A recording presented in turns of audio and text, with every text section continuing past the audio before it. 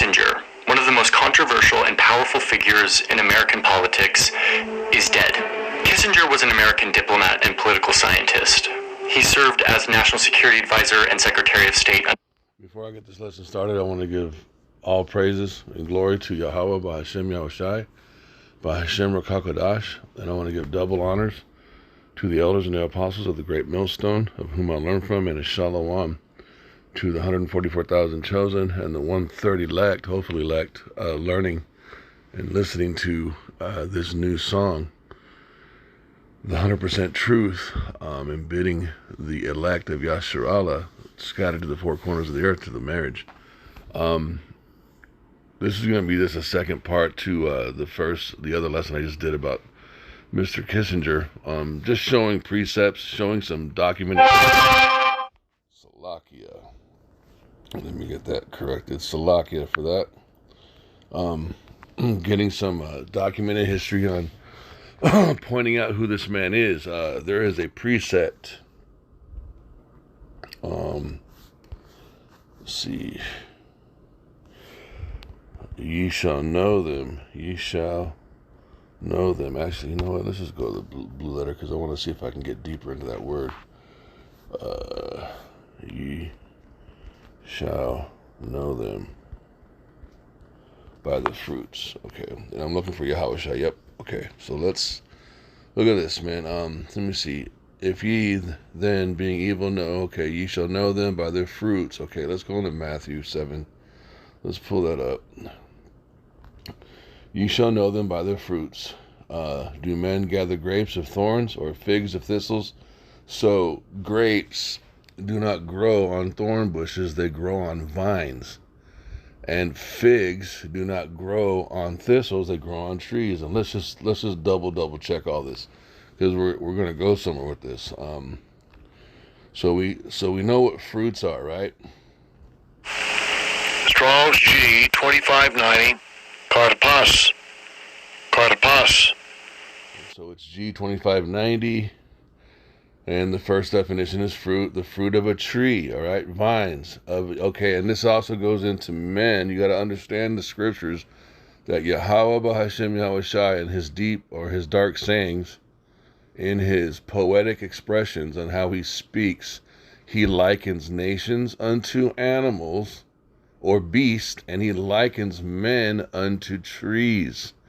So Yahushai, when he is speaking, he is literally talking about ye shall know them by their fruits. You'll know what kind of man they are by the kind of fruit that they produce, because men are likened unto trees. So you got the first definition of fruit, the second, the fruit of the trees, vine, or the field, the fruit of one's loins, i.e. his progeny, and you also got family trees and lineages and branches. So this is all connected, man. This is not far-fetched. This is exactly what it's saying. The second definition, that which originates or comes from something, an effect, a result. A definition in the second definition is work, act, or deeds. B, advantage, profit, utility. C, praises which are presented to God. That's talking about the mouth or words as a thank offering.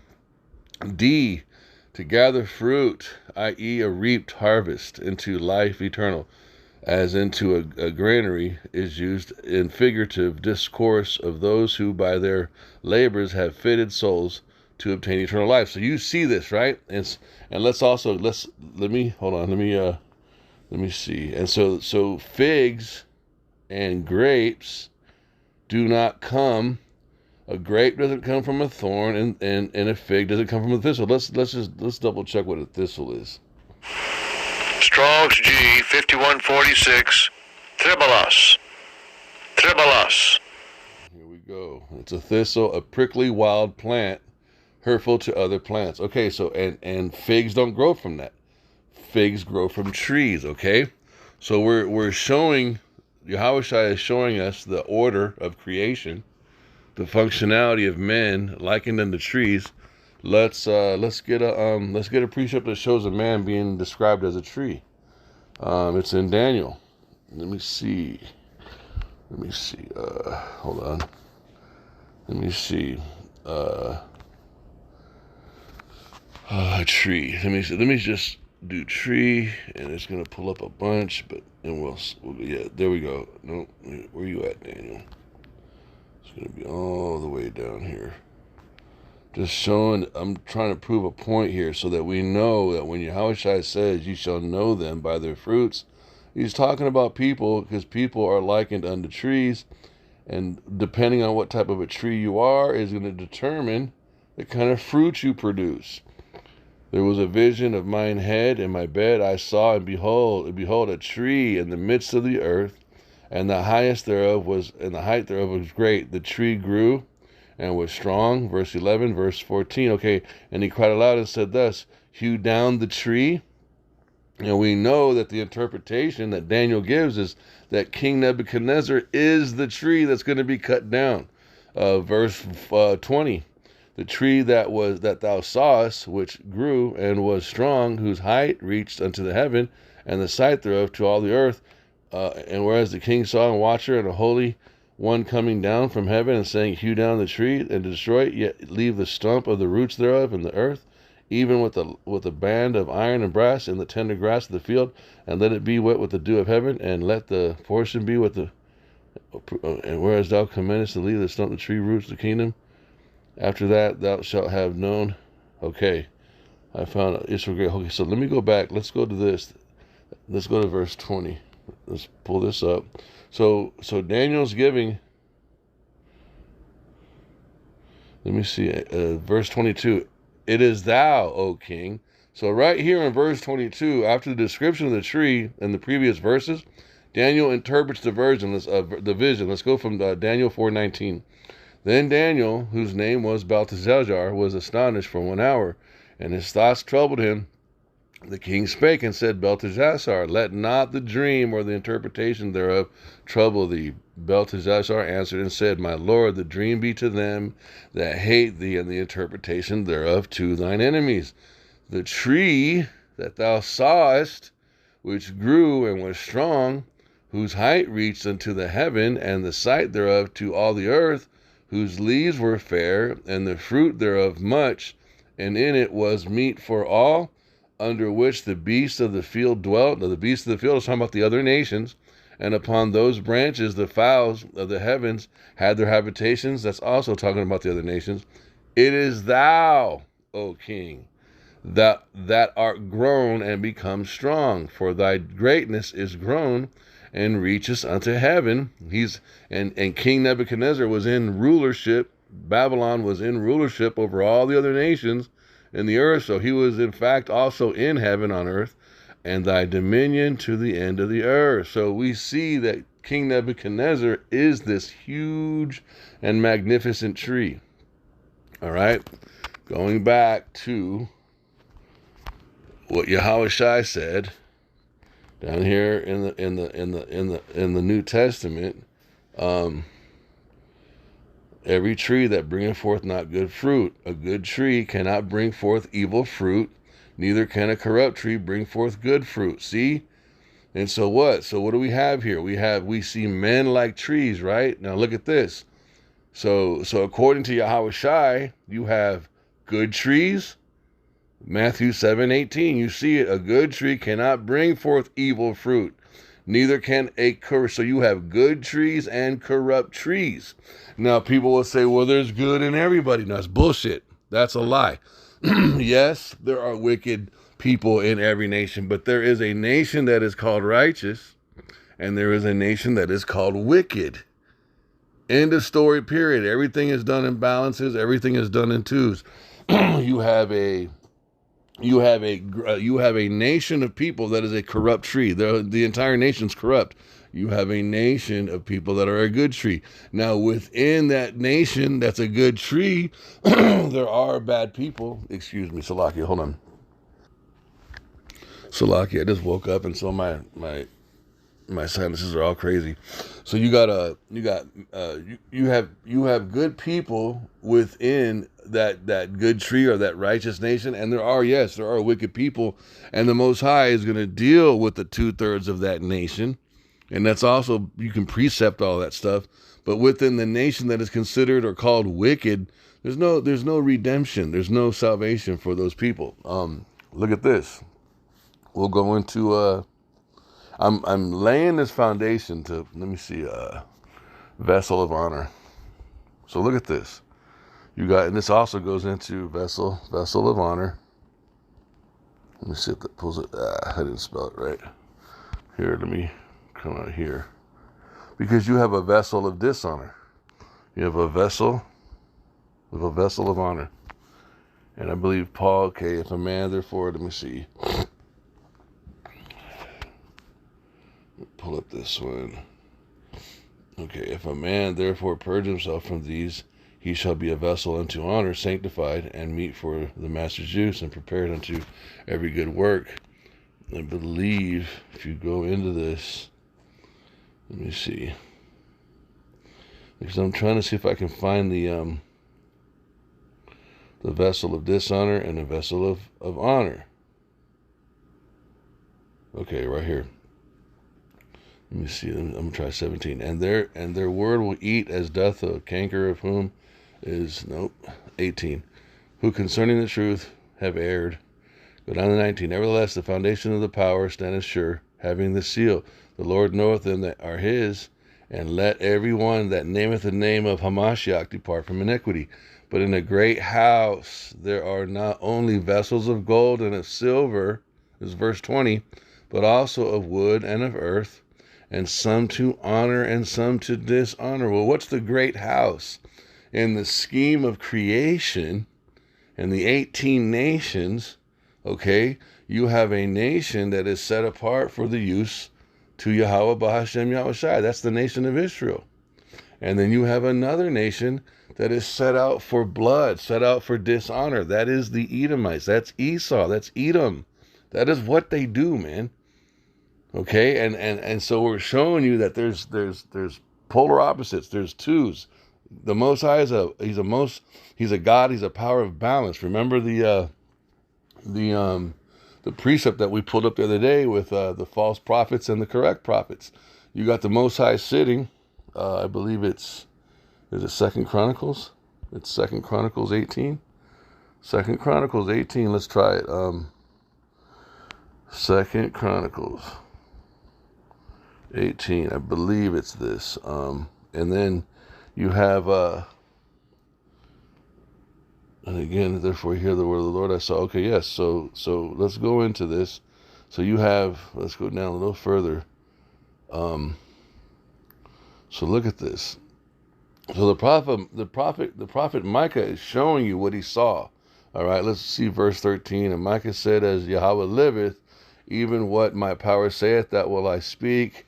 And he's speaking to the king about him going to war and then not losing, but he is going to lose. And then he tells him the truth because it was concealed.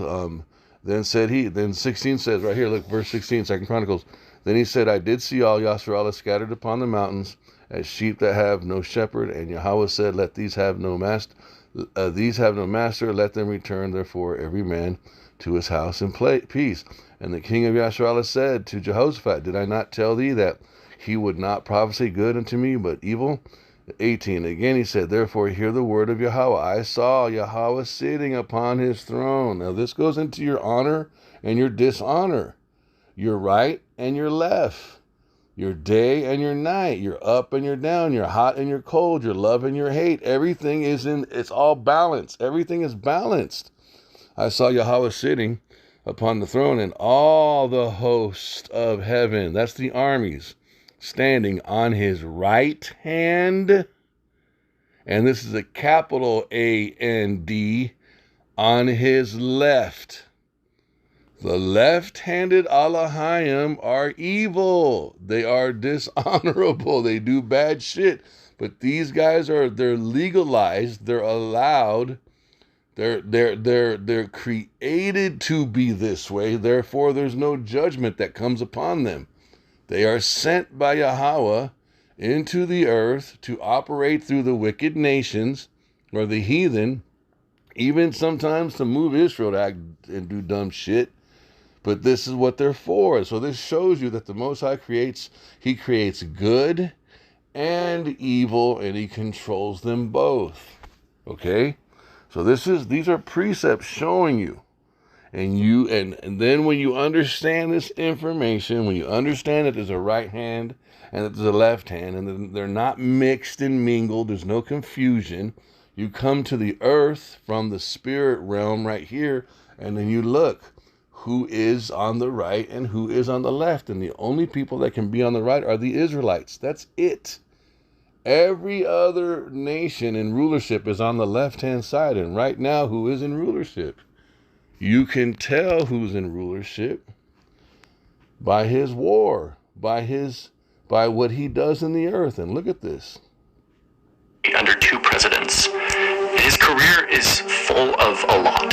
Some laudable achievements, such as normalizing relations with China, but also full of some actions that many call war crimes.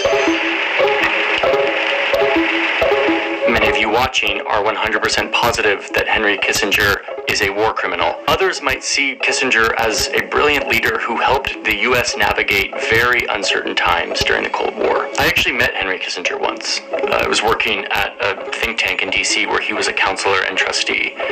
And frankly, I didn't glean much about this guy's character in our little meeting. But since then, we've gotten to know him, at least his career. We've studied him and his actions, both the good and the bad. So today, I want to look at what he did and evaluate what we can learn in the Cold War. I actually met Henry Kissinger once. I was working at a think tank in D.C. where he was a counselor and trustee. And frankly, I didn't glean much about this guy's character in our little meeting. But since then, we've gotten to know him, at least his career. We've studied him and his actions, both the good and the bad. So today, So right there, you will know them by their fruits. These are 2 trees. These are not just men, they are trees. They are corrupt trees, and they are from a corrupt bloodline. These are Edomites. The one on the left is an Amalekite, who is the head tribe of Esau, Edom, and the guy on the right is an Edomite. And he ranks lower than this guy. Even though the guy on the right is a president, you will see that the guy on the left, he goes from president to president to president. The guys on the right only get 4 to 8 years. This dude stays in his position of power the whole time. And he's an Amalekite. He's ranked higher, and he's more corrupt, and he's got more power than the guy on the right, even though the guy on the right is corrupt. You have to see this, man. And you can't say, oh, it's just, no. There's no other race of people on the earth doing what these guys are doing in the earth. This is not accidental. This is all design. This is all prophecy.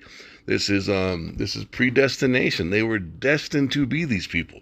All right? I want to look at this man, Henry Kissinger. I want to look at what he did and evaluate what we can learn from this person who, for better or worse, has played an influential role. There's another president. That's another president sitting to his right. So this one guy is now sitting next to 2 extremely powerful Edomite men in the earth, and he still has his possession. What does that tell you?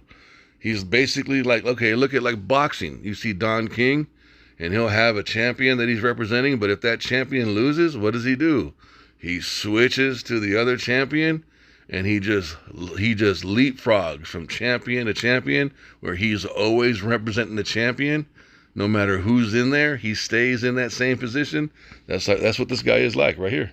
And how American power is wielded on the global stage. On this, I look at this man, Henry Kissinger. I want to look at what he did and evaluate what we can learn from this person who, for better or worse, has played an influential role in how American power is wielded on the global stage.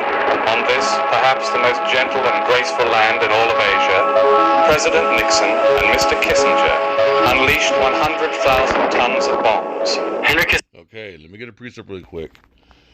He, hold on.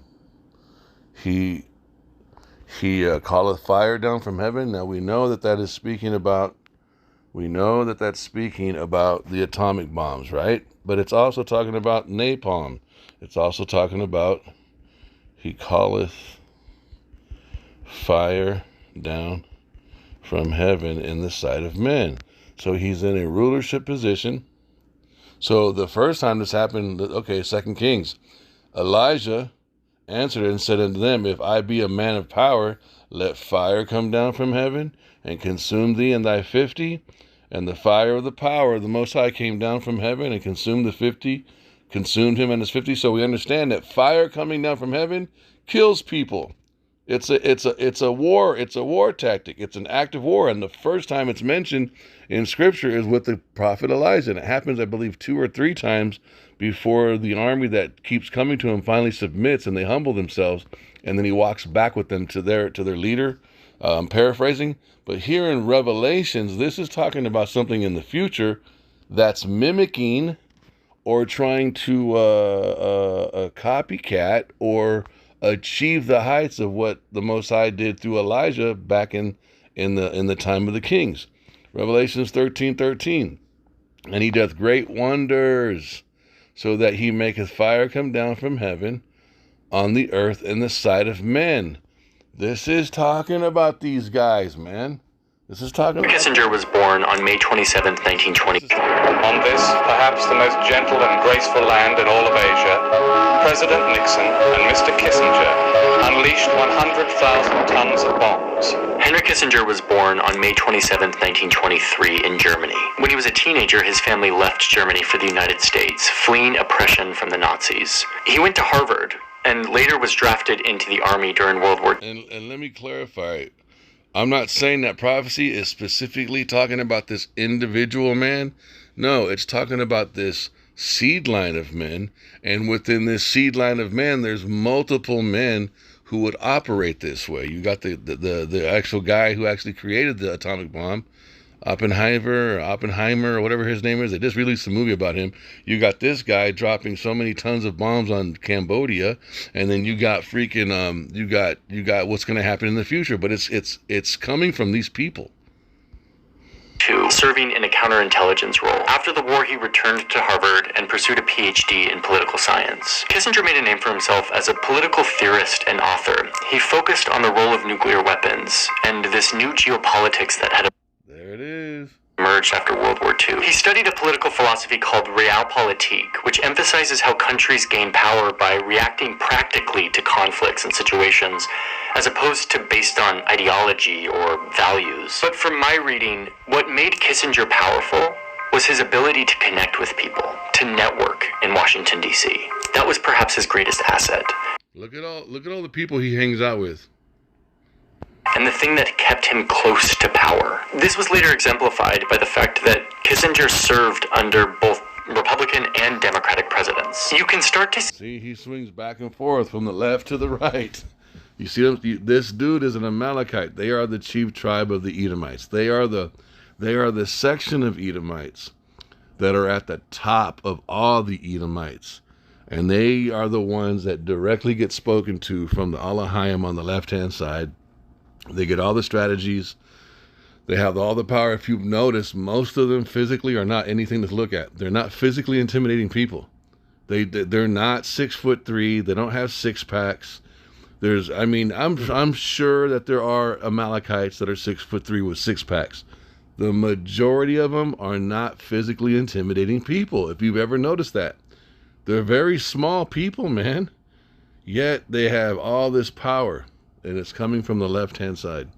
See Kissinger's realpolitik and networking skills in full action well before he ever stepped foot in the White House. According to this archived document from Nixon's chief of staff, early in his career when he was working for the Democratic president LBJ as an advisor on Vietnam, he cozied up to the Democrats' political opponent, Richard Nixon, who was running for president.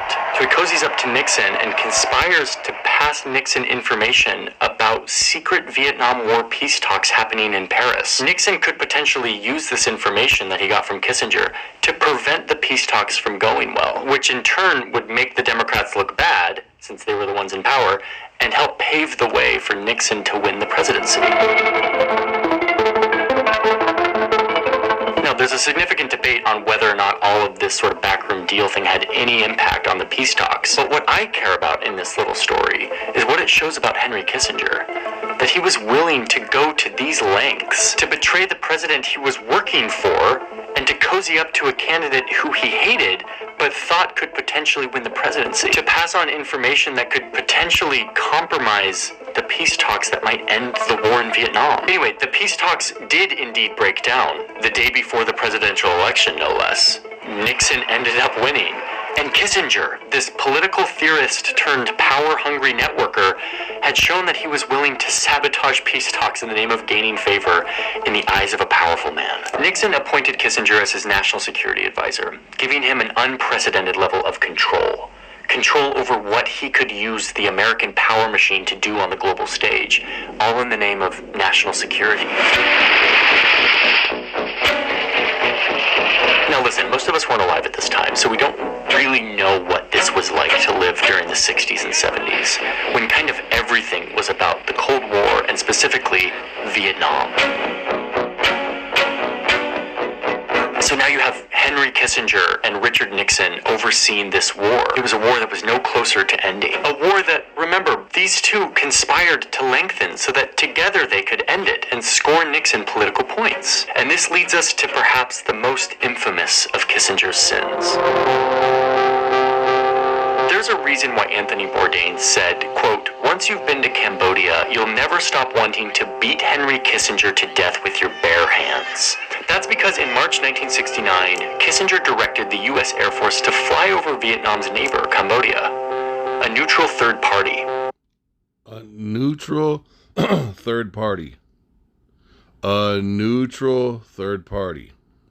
And to drop bombs everywhere. President Nixon and Mr. Kissinger unleashed 100,000 tons of bombs, the equivalent of 5 Hiroshimas. The bombing was their personal decision. Did you hear that? What they did to Cambodia was the equivalent of 5 Hiroshimas. It goes into this. And he doth great wonders. This is Revelations. This is how we know this is talking about this man.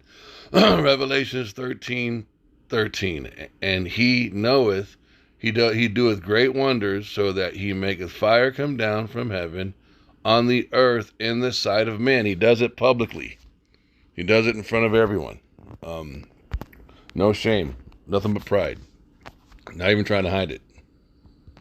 Decision, illegally and secretly, they bombed Cambodia, a neutral country, back to the Stone Age. The goal was to eliminate North Vietnamese supply lines and strongholds that were in Cambodia, but the response was carpet bombing. Carpet bombing is indiscriminate. It has unknown targets. And it's the same thing they're doing in Palestine right now, and it's the same race of people.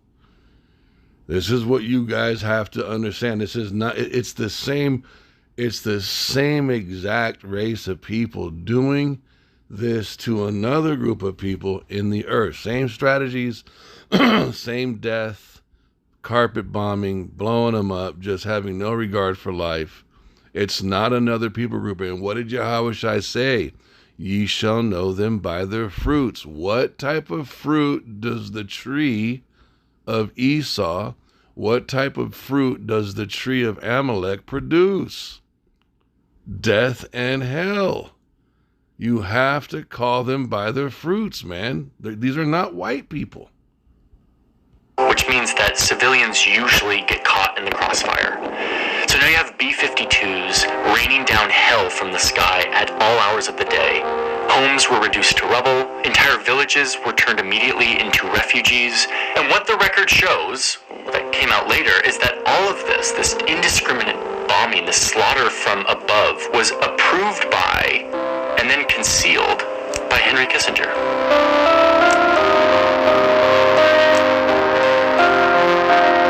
This map that you're looking at is not some stylized representation of this. This is actual data. We have the data of every bomb, hundreds of thousands of bombs that were dropped on Cambodia during this time. All in all, at least 100,000 Cambodians died in all of this. 2 million were made homeless. And this is in a country of only 7 million people. In total, the U.S. dropped 2,756,000 tons of bombs on Cambodia. Many of these bombs went undetonated, turning the country... And who are Cambodians? Where are Cambodians? Cambodians are a humble, simple, laid-back people, bro.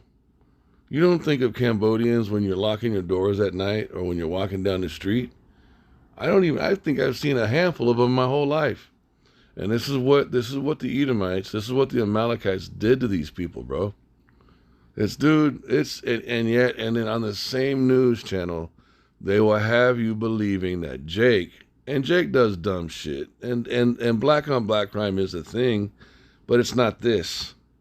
And they will constantly put the faces of Jake on television, and Americans will convince themselves that it is the so-called black and Latino male that are the problem with the earth, when this is what's going on with these people on a constant basis. Into a minefield of undetonated explosives that still exists today, and perhaps more significantly, contributing to the Look at all the wounded. Look at all the wounded still. destabilizing of this country, making way for a violent conflict when undetonated, turning the country into a minefield of undetonated explosives that still exists today, and perhaps more significantly, contributing to the destabilizing of this country, making way for a violent communist party to rise to power with a vengeance, leading to a mass genocide. All of this happened in secret, without the approval of Congress. It was Henry Kissinger, this one man, wielding his deftly gotten power to ruthlessly get what he... And it didn't happen in secret, and he didn't need Congress. That's how powerful the Amalekites, that's how powerful Amalek is. Because he did, so how are you going to pull something off like this without Congress and then not go to jail? How do you not go to jail? How do you get to just run around swinging your dick like that, bro? This little fucking 5'2" man just running around, you know? Come on, man. And he doesn't go to jail? Look at the stuff these people do, you guys, and they never go to prison. They never go to jail. Wanted at any cost. As the endless war was near its end, peace negotiations kept breaking down. In response, Kissinger sent another round of brutal bombings around Christmas 1972 in an effort to force the North Vietnamese back to the negotiating table.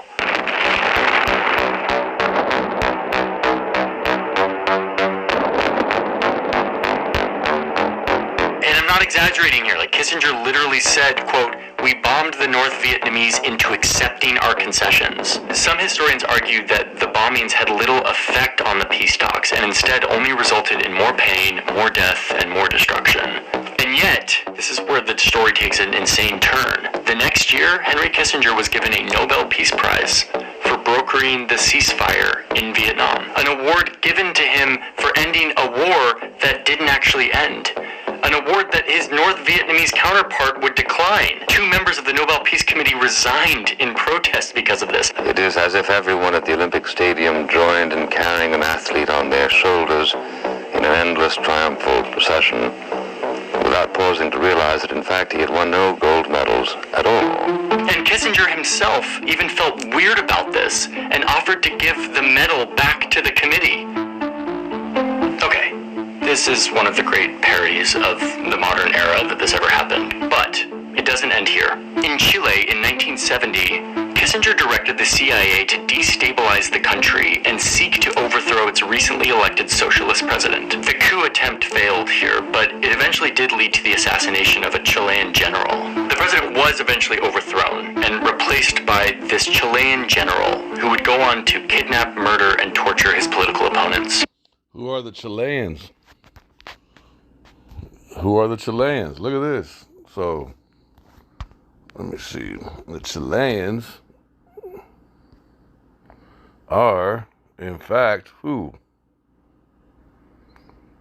Between Argentina and Chile, the tribe of Naphtali. These are Israelites, you guys. And there's many Israelites scattered amongst the Cambodians and Vietnamese, too. So, I mean, it's not, dude...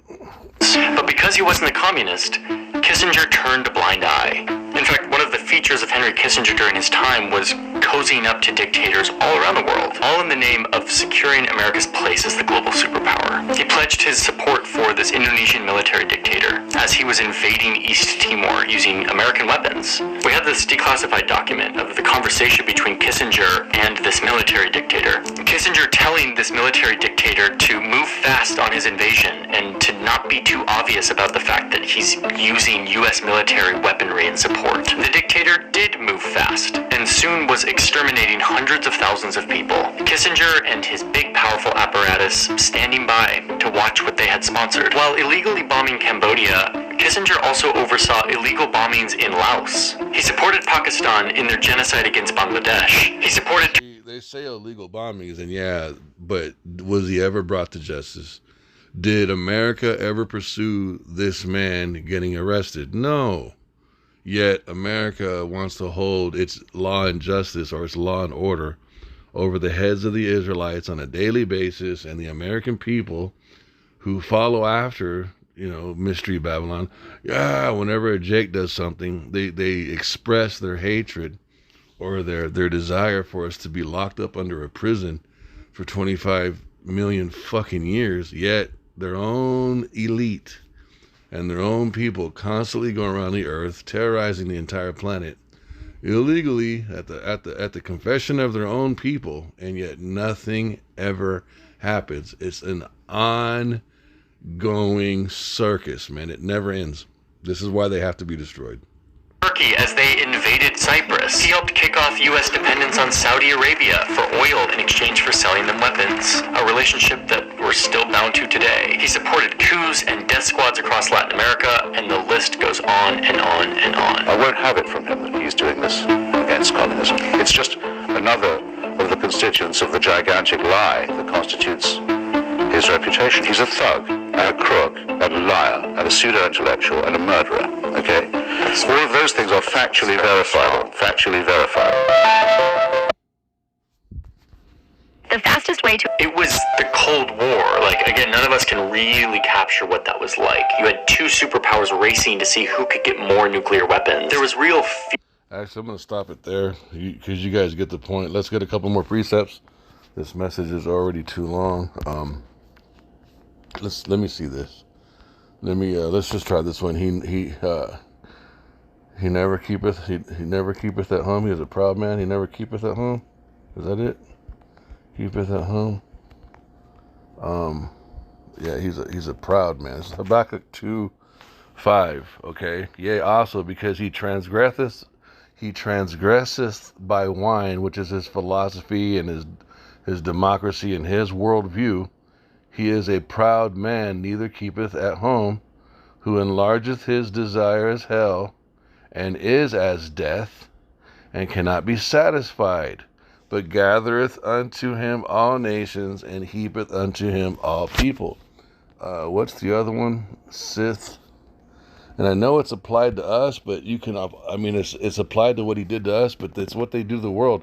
Sith, thou hast not hated blood?